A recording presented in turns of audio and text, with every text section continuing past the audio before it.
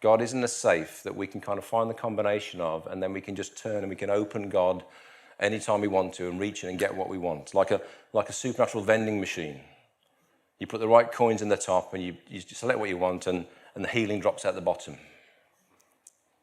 But that's the Western mechanistic thinking that we often bring when we think about God.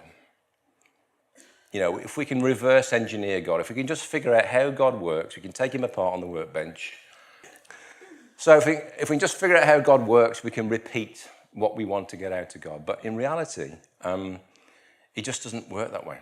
It just doesn't work that way.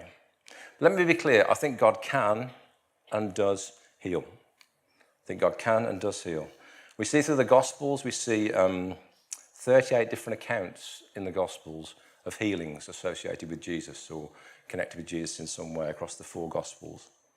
And we also see physical healing continued in the early church. We read another 13 accounts of healings in the book of Acts. So healing is there, present in the Gospels. It's present in the early church. And we said, didn't we, during our family service at Easter, these healings are like signposts. They point to the coming kingdom. They point to God's authority. They point to God's provision. They point to the fullness of what is going to happen when God's kingdom finally comes in all its fullness. When God's love fully arrives, then part of that is a healing, a greater healing that we can barely comprehend. Watch or listen to the full message online.